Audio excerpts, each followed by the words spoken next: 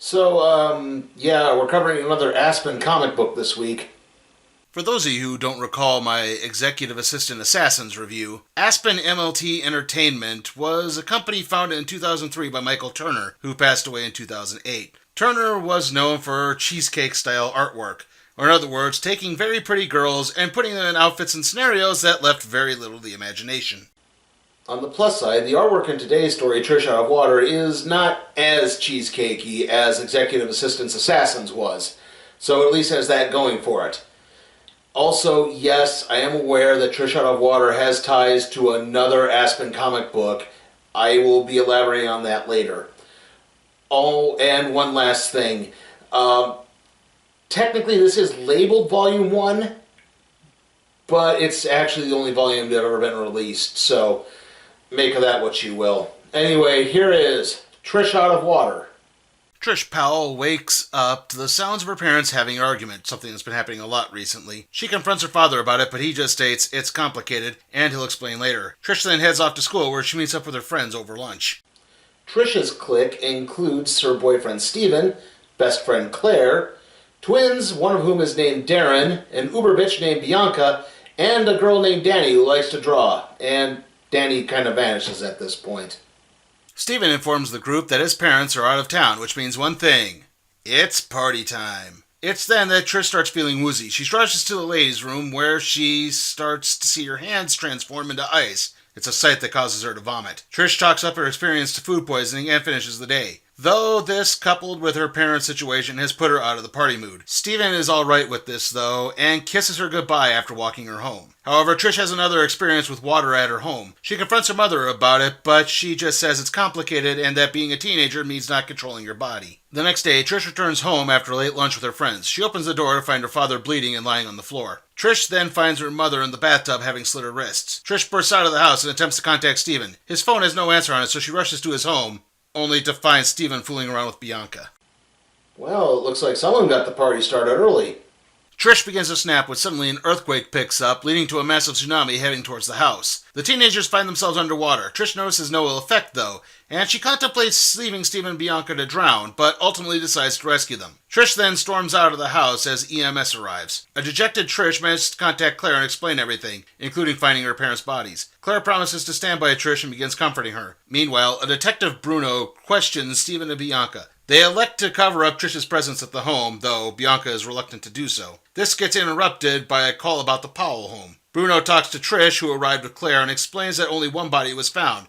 Trish's father is missing. As this is happening, Steven and Bianca are greeted by several humanoid beings emerging from the ocean. Darren and Darren's brother, I still don't know his name, arrive at the police station where Claire fills the two in as Bruno talks with Trish. Detective Bruno explains that he's a detective who specializes in the cases of the otherworldly, in particular cases involving a race of sea dwellers called the Blue. Some of the Blue have integrated into human society, while others, well, they're not so nice. However, Bruno is interrupted by a large crashing sound and one of the creatures from before entering the room and confronting Trish. So who exactly are the Blue? Well, to explain who they are, I have to talk about a little book called Fathom. The book was created by Michael Turner for Top Cow Productions, but it later moved to Aspen, the company having been named for Fathom's protagonist, Aspen Matthews. In the series, Aspen Matthews was an Olympic swimmer and marine biologist who discovered that she was really part of an ancient underwater civilization called the Blue. The Blue have the ability to manipulate water to their will. Unlike other comic book depictions of underwater civilizations, i.e. Atlantis, the Blue actually span several oceans with several various city-states that exist at different points in the world. And not all of those places want to get along with the surface world. So, yeah, you need to think of Trish Out of Water as kind of a companion piece to Fathom.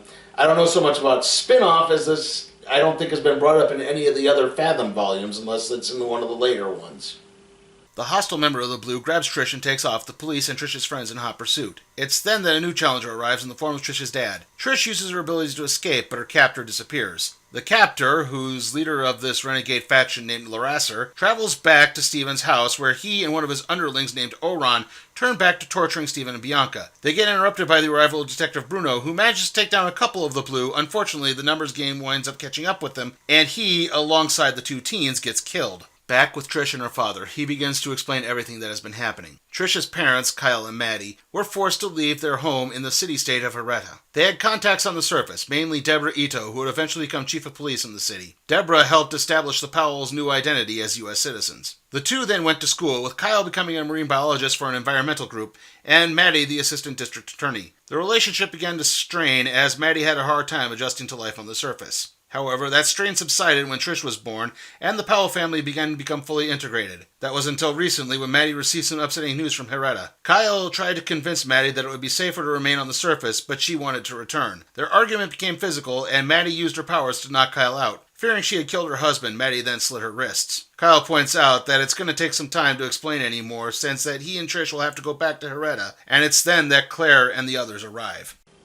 I should point out that Trish's mother, Maddie, was part of Hereta's royal family, and that's why she had such a hard time adjusting to life on the surface. Also, the group that Larasa and Oron belong to is from a place called Intika. I don't know if Intika is a rival city-state to Hereta, or if they're a bunch of political dissidents. It's not really stated, though.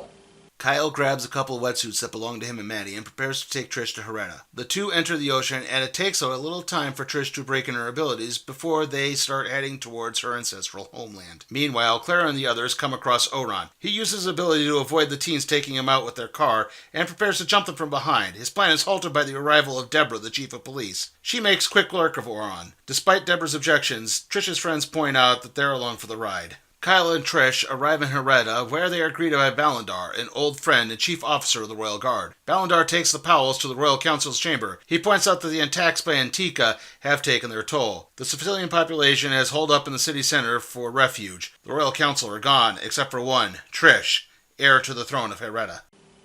Oh, by the way, it turns out that Darren's brother is named Perry. I didn't find this out until I was rereading the story for the purposes of writing the script for today's episode.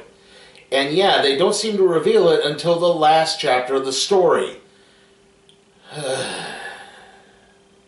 Kyle is taken aback as he feels that Trish isn't ready to rule. But Trish wants to help in any way she can, and he relents. Back on the surface, Deborah takes Trish's friends to a secret base in a dilapidated warehouse. It contains several weapons along with the corpses of several Antikans. Deborah then places Oron into a suspended animation tank. She explains that unlike humans, the blue can have their memories stored in the water they inhabit. Those memories can then be extracted. Deborah then reveals that she's in possession of Maddie Powell's body, and her memories need to be extracted first. Back in Hereta, Kyle and Ballandar gather the exhausted Royal Guard in order to defend the city. However, before any battle strategy can be planned, Larasa's forces attack. The Heretians are soon overwhelmed as Kyle is stabbed by a spear and Larasa grabs Trish. Trish's anger grows and it begins to cause the surrounding water to attack the Antikans. The water moves through the attackers like a weaponized tendril. It tears them all apart, including Larasa. The damage proves to be too much and the remainder of Hereta collapses. Trish, Kyle, Ballandar, and the rest of the Heretians make their way to the surface. Their home may be gone, but they still have a queen to lead them. And so concludes Trish Out of Water. How was it? Well, on the plus side, I did find the story to be rather solid, and I did like how Trish and her friends were characterized pretty well. I mean, they were teenagers that acted like teenagers.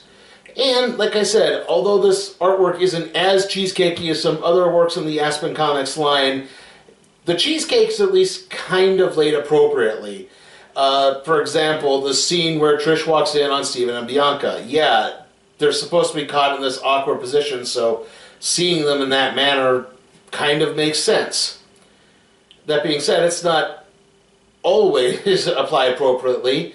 For example, there's this conversation scene between Chief Deborah and Detective Bruno. Why did we need to see a big close-up of Deborah's butt? I mean, yeah, her butt looks fine in those jeans, but it really wasn't relevant to the scene at all. Also, there seems to be some plot holes. Why exactly did Trish's parents leave Hereta?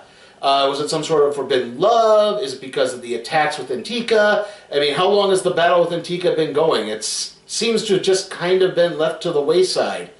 And I do think Trish's friends get kind of underutilized once the big revelations start happening. I mean, they're just kind of standing around. And, okay, yeah, there's the cliffhanger with Trish's mother, but like I said, that's never been answered. I don't even know if this has been addressed in any of the later Fathom volumes. So yeah, it's kind of a drawback on that scale. Also, this really doesn't quite work as a good jumping on point. I think I would only recommend this if you happen to be a fan of Fathom. So I'm going to have to give Trish Out of Water a D. And with that, let's see what we're doing next time on the Random Trade Review.